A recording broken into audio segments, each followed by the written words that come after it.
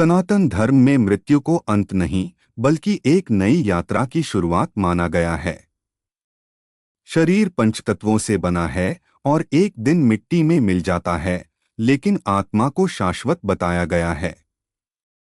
गरुड़ पुराण और पारंपरिक हिंदू मान्यताओं के अनुसार मृत्यु के बाद आत्मा तुरंत अपनी अंतिम यात्रा पूरी नहीं करती। कहा जाता है कि प्रारंभिक 13 दिनों का समय आत्मा के लिए अत्यंत महत्वपूर्ण माना जाता है। यह कथा इन्हीं पारंपरिक मान्यताओं पर आधारित है। कहा जाता है कि जब किसी व्यक्ति के प्राण निकलते हैं तो सबसे पहले आत्मा अपने शरीर को छोड़ देती है। उस समय उसे यह समझने में कुछ समय लगता है कि उसका सांसारिक जीवन समाप्त हो चुका है। वह अपने परिजनों को रोते बिलखते देखती है, लेकिन उनसे बात नहीं कर पाती। यही कारण है कि सनातन परंपरा में मृत्यु के बाद शांति और भगवान के नाम का स्मरण करने की सलाह दी जाती है। मान्यता है कि पहले 3 दिनों तक आत्मा अपने घर और परिवार के आसपास ही रहती है। उसे अपने जीवन की घटनाएं याद आती हैं।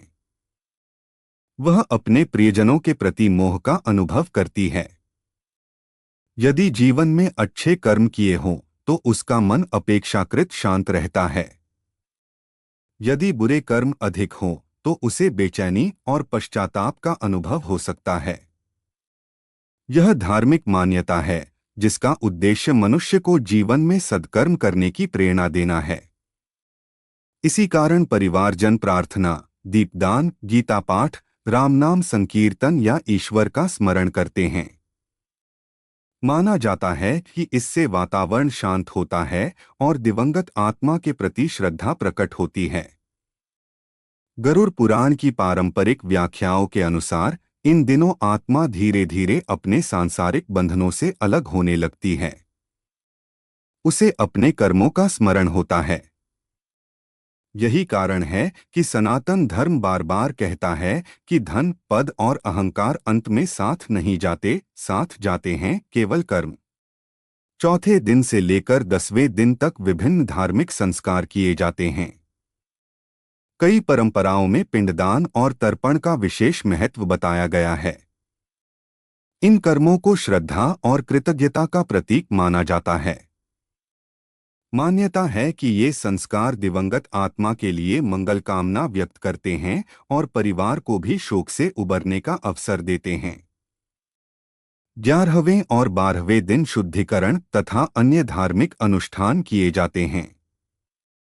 इनका उद्देश्य केवल आत्मा के लिए प्रार्थना करना ही नहीं, बल्कि परिवार को यह स्मरण कराना भी है कि जीवन अनित्य है और धर्म, दया तथा सत्य का पालन ही सबसे बड़ा धन है। 13वें दिन को विशेष महत्व दिया जाता है। कई हिंदू परंपराओं में माना जाता है कि इस दिन आत्मा की प्रारंभिक यात्रा का एक चरण पूर्ण होता है। इसलिए 13वीं के अवसर पर परिवारजन ईश्वर से प्रार्थना करते हैं कि दिवंगत आत्मा को शांति और सद्गति प्राप्त हो। अलग अलग क्षेत्रों और संप्रदायों में इन मान्यताओं और रीति रिवाजों में कुछ अंतर भी मिलते हैं।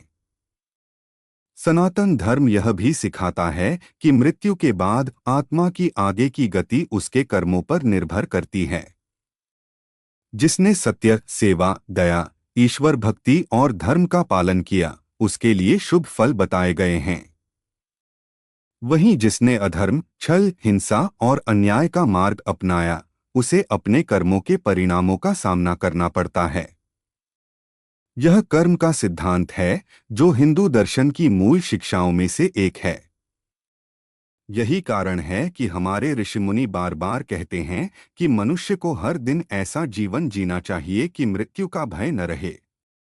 किसी की सहायता करना, माता पिता का सम्मान करना, सत्य बोलना, ईश्वर का स्मरण करना और जरूरतमंदों की सेवा करना ऐसे कर्म हैं जिन्हें सनातन धर्म अत्यंत महत्वपूर्ण मानता है।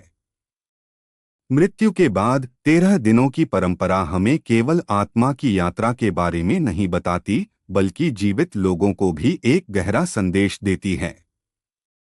यह समय हमें याद दिलाता है कि जीवन क्षणभंगुर है। इसलिए क्रोध, लोभ, ईर्ष्या और अहंकार छोड़कर प्रेम, करुणा और सदाचार का मार्ग अपनाना चाहिए। अंततः यह समझना आवश्यक है कि मृत्यु के बाद आत्मा 13 दिन तक कहाँ रहती है और उसके साथ क्या होता है। इस विषय में जो बातें कही जाती हैं वे गरुड़ पुराण और पारंपरिक सनातन मान्यताओं पर आधारित हैं। इन्हें धार्मिक आस्था के रूप में देखा जाता है, न कि वैज्ञानिक रूप से सिद्ध तथ्य के रूप में।